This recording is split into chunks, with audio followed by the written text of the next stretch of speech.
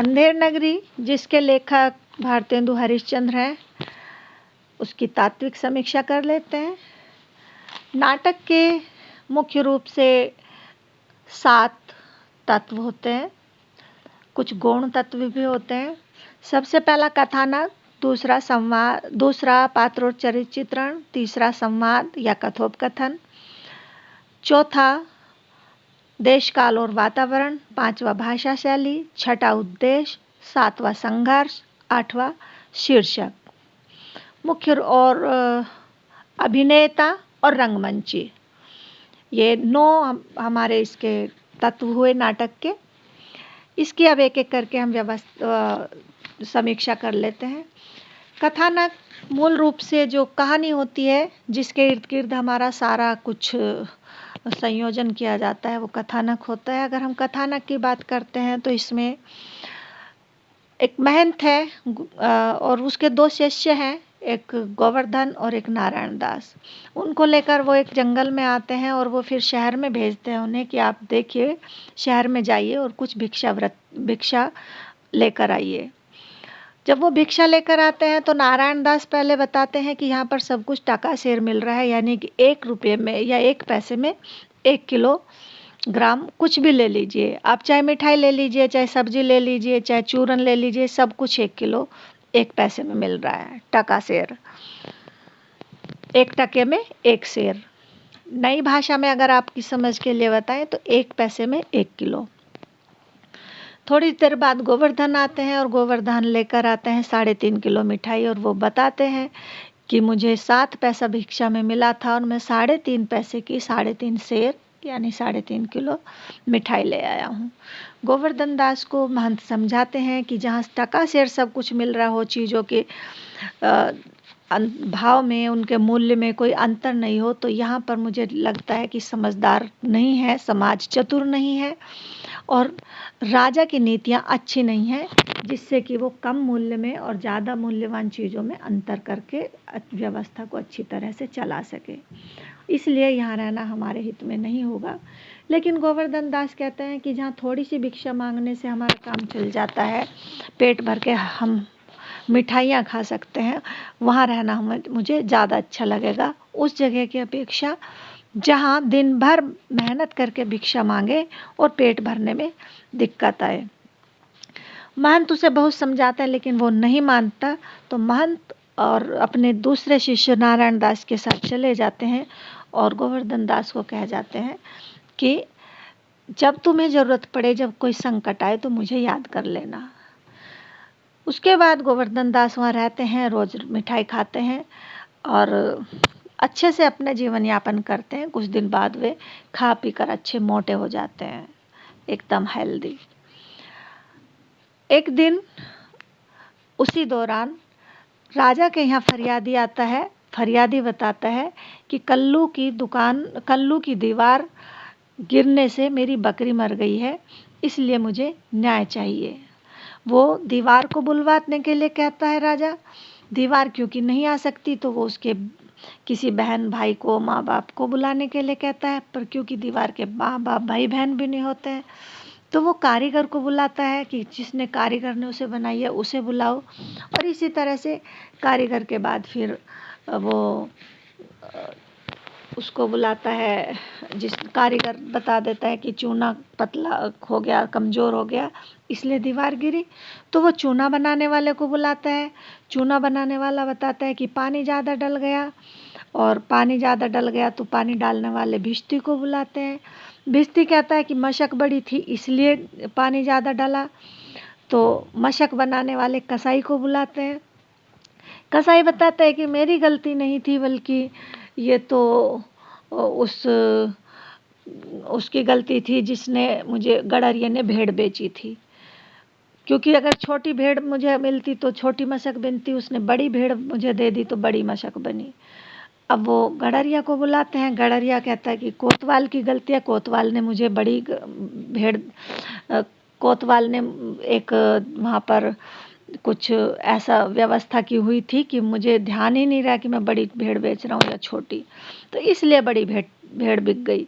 वो कोतवाल को बुलाते हैं। कोतवाल कहता है कि राजा की सवारी निकलनी थी तो मुझे नगर की व्यवस्था देखनी थी, इसलिए मैं यहाँ पर कर रहा था।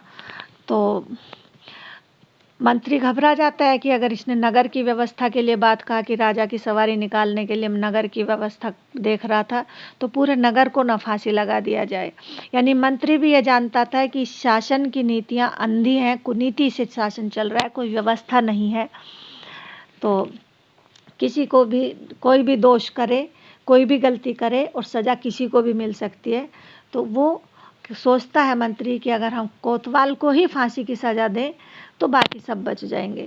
तो वो कोतवाल को फांसी की सज़ा निर्धारित कर देते हैं और कोतवाल को फांसी की सज़ा निर्धारित होने के बाद फांसी का फंदा कोतवाल को बड़ा पड़ जाता है, क्योंकि कोतवाल दुबला पतला है। तब गोवर्धन दास को बुलाया जाता है और गोवर्धन दास को जब फांसी पर चढ़ाया जाने लगता है तो वो अपने गुरु को याद करता है और गुरु आ जाते हैं। गुरु फिर कहते हैं, वो गुरु वही महंत हैं जो जिनका वो चेला था, जिनके साथ उसने जाने के लिए मना कर दिया था। फिर जब उसे गुरु जी कहते हैं कि फांसी पर जो भी इस समय चढ़ेगा तो वही बैकुंठ जाएगा, सीधा बैकुंठ मतलब स्वर्ग जाएगा। तो वहाँ पर होड़ लग जाती है सबकी कि फांसी मैं चढ़ूँगा, मैं चढ़ूँगा। और इतना अंधविश्वास समाज में फैला था कि राजा खुद फांसी चढ़ने के लिए तैयार हो जाता है और फांसी के तख्ते पर जा खड़ा हो जाता है। फांसी राजा को लग जाती है अंत में, जिससे हमें पता चल जाता है कि समाज में ना तो कोई व्यवस्था है, ना कोई चतुराई है, ना कोई समझदारी है। अंधविश्वास, लूटपाट, भ्रष्टाचार इस स्थिति तक फैला हुआ है कि कोई भी आदमी वहाँ पर सुकून से नहीं रह सकता है। समझदार तो वहाँ रह ही नहीं सकता है। तो ये हमारी कहानी का कथानक हो गया, हमारे नाटक का कथानक है। फिर हम पात्र और चरित्र चित्रण पर चलते हैं। तो हमारे इसमें 29 पात्र हैं। 29 पात्र में ज़्यादातर प्रतीकात्मक पात्र हैं। गोवर्धन दास जहाँ लोभ वृत्ति का प्रतीक है, जात वाला ब्राह्मण भ्रष्ट ब्राह्मणों का प्रतीक है जो जनता में भ्रम फैलाता है और जनता को गुमराह करता है।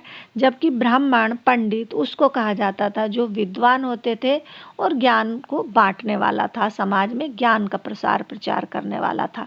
लेकिन यहाँ ब्राह्मण एकदम भ्रष्ट है, जो 1 टके में लोगों को जात बेच रहा है कि जो ज़्यादा पैसे देगा उसको ज़्यादा श्रेष्ठ जात मिल जाएगी और जो पैसे नहीं देगा उसको निम्न जाति का बना देगा। वो इस तरह की व्यवस्थाएं हैं।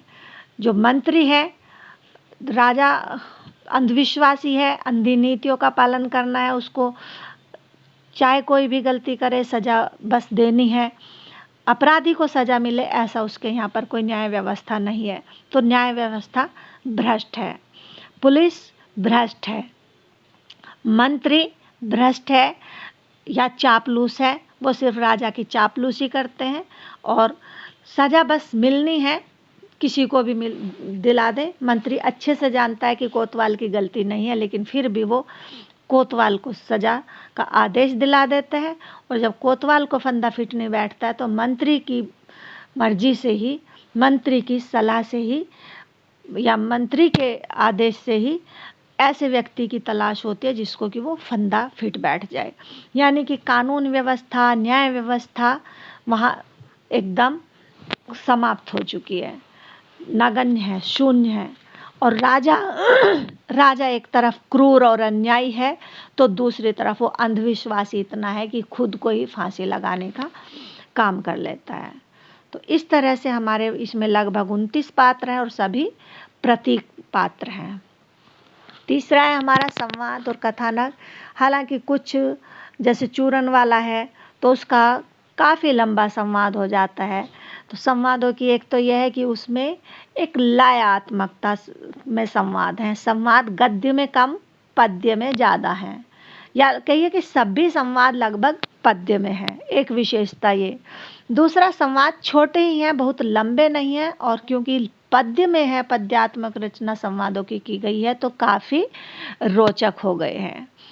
और जितने भी संवाद हैं वो हमारी जो शासन व्यवस्था है, उस तत्कालीन शासन व्यवस्था है, तत्कालीन न्याय व्यवस्था है, तत्कालीन जो पुलिस तंत्र है, शासन तंत्र है, उसकी अव्यवस्था को खोलने वाला, उसकी पोल खोलने वाला ही हर संवाद हमारा इसमें बना हुआ है। टकासेर भाजी हर की टकासेर भाजी और टकासेर खाजा सभी में आ रहा है टकासेर, तो हमारे जो शीर्षक है उसको भी ये उद्घाटित करते हैं और सार्थक बनाते हैं। और हर किसी की जो चारित्रिक विशेषता है, चाहे न्याय व्यवस्था की हो, चाहे शासन व्यवस्था की हो, चाहे जो कर्मकांडी पाखंडी पंडित हैं, धर्म की व्यवस्था जो बना देने वाले हैं, उनका उद्घाटन करना हो, हर जगह हमारे संवाद इस काम को करते हैं और कहानी को आगे बढ़ाने में रोचक हैं। और जो जिसकी जैसी भाषा है उस भाषा के अनुसार ही जैसा पात्र है, पात्र अगर निम्न वर्ग का होता है तो उसकी भाषा बहुत शुद्ध नहीं होती है, और अगर पात्र उच्च वर्ग का है तो उसकी भाषा कुछ श्रेष्ठ होती है। लेकिन यहाँ पर हमारे जो भी पात्र हैं सब, क्योंकि एक तरह से निम्न कोटि के पात्रों को ही इसमें रखा गया है, क्योंकि इसमें सिर्फ और सिर्फ महंत ऐसे हैं जो समझदार व्यक्ति हैं, उनकी भाषा थोड़ी अलग है। बाकी सबकी भाषा लगभग बोलचाल की भाषा है, जैसी उस समय के भ्रष्ट लोगों की भाषा हो सकती थी या आज भी है। इसके बाद आता है हमारा संवाद के बाद। संवाद में हमने बता दिया कि संवाद छोटे हैं, लगभग पद्य में होने के कारण बहुत रोचक हैं और पात्रों की चारित्रिक विशेषताओं को, समाज की व्यवस्था को उद्घाटित करने वाले हैं। क्योंकि यहाँ पर पात्रों की व्यवस्था का, पात्रों के चरित्र को कम उद्घाटित किया गया है। ये एक सामाजिक समस्यात्मक प्रहसन है जो समाज की व्यवस्था का उद्घाटन करते हैं, और समाज के ही अंग होते हैं राजनीति, अर्थ, धर्म वगैरह। तो जो भी व्यवस्था समाज की भ्रष्ट हो चली है उस सब को उद्घाटित करते हैं, ना कि पात्रों की चारित्रिक विशेषताओं को। पात्रों की अगर चारित्रिक विशेषता का इसमें देखा जाए तो केवल राजा, मंत्री, गोवर्धन दास और महंत, इनकी ही विशेषताएं मुख्य रूप से दिखाई गई हैं, और इनकी विशेषता इनके अपने संवादों से भी दिखती है और दूसरों के संवादों से भी। लेकिन अपने जितने संवाद हैं वो उनके चरित्र की विशेषताओं का अच्छे से उद्घाटन करते हैं और कहानी को गति प्रदान करते हैं। इसके बाद आता है हमारा देश काल और वातावरण। तो पात्र भी हो गए, हमारा संवाद भी हो गया, और फिर देश काल और वातावरण। तो देश काल और वातावरण में इन्होंने एक इस तरह की व्यवस्था की है कि हमें पता चल रहा है कि उस समय अंग्रेजों का शासन है, यानी कि देश हमारा आज़ाद नहीं हुआ था। अंग्रेजों की कैसी क्रूर व्यवस्था है, किस तरह से उन्होंने कुछ देशी रियासतों को और कुछ लोगों को लालच देकर अपने अधीन करके उनकी मानसिकता ऐसे विकृत कर दिया है कि वो हमारे समाज को प्रताड़ित करने वाले बन गए हैं। तो उस व्यवस्था को इन्होंने उस समय को, यानी कि भारत हमारे जो जगह है, यानी देश है हमारा भारत है, और समय है देश की आज़ादी से पहले, जब अंग्रेजों का क्रूर शासन अपने चरम पर था, उसका चित्रण करने में लेखक पर्याप्त सफल हुए हैं। इसके बाद आता है हमारा भाषा शैली। भाषा शैली रोज़मर्रा की बोलचाल की भाषा, जिसमें अंग्रेजी के भी शब्द हैं, और अंग्रेजी के शब्द जो विकृत होकर थोड़ा सा बोलचाल में आ गए हैं, जैसे टिकस बोल देंगे टैक्स को, दूना टैक्स लगाते, इस तरह की भाषा इन्होंने प्रयोग में लाई है। जैसे जात वाला, तो जात हमारा जो बोलचाल का शब्द है वो जात है, और अगर हम साहित्यिक शब्द से बनाते हैं तो वो जाति हो जाता है। कुंजड़ीन, हलवाई, ये सारे हमारे देशज शब्द हैं। कबाब वाला, घासीराम। तो इस तरह की जो भाषा हमारी है, पात्रों का भी जो नाम इन्होंने लिया, ये सब हमारे रोज़मर्रा की भाषा है, जिसमें उर्दू के शब्द भी हैं। जैसे टैक्स है तो अंग्रेजी का, लेकिन फरियादी है तो वो उर्दू का, गडरिया है तो वो देशज शब्द। तो इन्होंने भाषा में बोलचाल के वो सारे शब्द लिए हैं जो उस समय की बोलचाल में प्रयोग में लाए जाते थे। तो भाषा एकदम बोलचाल की भाषा है, पात्रों के अनुकूल भाषा है, पात्रों के अनुरूप भाषा है। अगला हमारा आता है उद्देश्य। उद्देश्य क्या है? इसमें अंधेर नगरी चौपट राजा एक लोक कथा है। उस लोक कथा के माध्यम से तत्कालीन राजनीतिक, सामाजिक, आर्थिक और धार्मिक समस्याओं का यथार्थ चित्रण, नग्न चित्रण करना ही का एक उद्देश्य रहा है। और ये बताना इन्होंने चाहा है कि राजतंत्र और न्याय व्यवस्था कितनी दूषित उस समय थी और अपने स्वार्थ और अन्यायपूर्ण नीतियों से रिश्वतखोरी के कारण जनता पर किस तरह से मन चाहे अत्याचार किए जा रहे थे, और उन अत्याचारों के पीछे भी एक उद्देश्य था उनका, ताकि जो जनता है उसके बीच की अखंडता को नष्ट किया जा सके। तो ये इनका उद्देश्य है। अगला है हमारा संघर्ष। नाटक तब तक आगे नहीं बढ़ता है या तब तक रोचक नहीं होता है या तब तक उसको लिखने का उद्देश्य पूरा नहीं होता है जब तक कि उसमें एक संघर्ष ना हो। तो यहाँ पर संघर्ष किस किस के बीच है? यहाँ पर एक साम्राज्यपूर्ण जो नीति हमारे देश में अंग्रेजों की चल रही थी, उस साम्राज्यवाद का और सामान्य जनमानस का एक संघर्ष है। साधारण जनता में वो सभी हैं जो जनता के बीच में, चाहे साधु वृत्ति के लोग हों, चाहे व्यापारी लोग हों, चाहे सामान्य जनजीवन में जो भी लोग होते हैं, उन सभी को इसमें इन्होंने लिया है। तो संघर्ष सिर्फ दो लोगों के बीच में माना जाएगा, एक जनता के सभी लोगों में, चाहे व्यापारी वर्ग हो, चाहे बौद्धिक वर्ग हो, चाहे सामान्य जनता हो, चाहे किसान हो, जो भी हो, सामान्य जनता और साम्राज्यवाद, अंग्रेजों की साम्राज्यवाद नीति, इन दोनों के बीच में संघर्ष कंटिन्यू चल रहा है। इसके बाद आता है आपका अभिनेता और रंगमंच, रंगमंचीय निर्देश। तो हमारे इसमें अभिनेता और रंगमंचीय निर्देश जगह जगह दिए गए हैं। अभिनेता का मतलब होता है कि किस तरह की एक्टिंग उसको करनी है, तो इन्होंने उसमें एक्टिंग के निर्देश भी दिए हैं, और रंगमंच का भी कि किस तरह का रंगमंच सजा होना चाहिए, तो इसमें भी निर्देश उसमें दिए गए हैं। जैसे कि शुरू में एक जंगल, जो पहला अंक है वो जंगल में है, 3 लोग हैं, एक महंत है और एक 2 उनके चेले हैं, शिष्य हैं। और दूसरे अंक में एक बाजार का दृश्य है जिसमें कबाब वाला, घासीराम, नारंगी वाली, हलवाई वगैरह अपनी आवाज़ लगा लगा कर ग्राहकों को बुला रहे हैं कि टका सेर ये मिल रहे हैं, चीज़ें खरीद लीजिए। इसी तरह से तीसरा अंक, चौथा अंक और 5वां अंक और 6ठा अंक है, कहाँ कहाँ का दृश्य वो इन्होंने अच्छे से दिखा दिया है। यानी कि जो दृश्य होता है उसी को एक तरह से रंगमंच कहा जा सकता है, कि इस तरह का रंगमंच यहाँ पर सजाना है। हालांकि रंगमंच के बहुत ज़्यादा निर्देश ऐसे नहीं दिए हैं जिसमें कि नाटक का रंगमंच ये अच्छे से सजाएं, लेकिन सामान्य सा ऐसी व्यवस्था है कि दृश्य का अगर इन्होंने निर्देश दिया तो रंगमंच इसका मंच सजाया जा सकता है। और इसके बाद है शीर्षक। शीर्षक है टका सिर भाजी टका सिर, अंधेर नगरी चौपट राजा। तो अंधेर नगरी चौपट राजा लोक कथा के माध्यम से इन्होंने जो कुछ लिखा वो एक सार्थक शीर्षक है।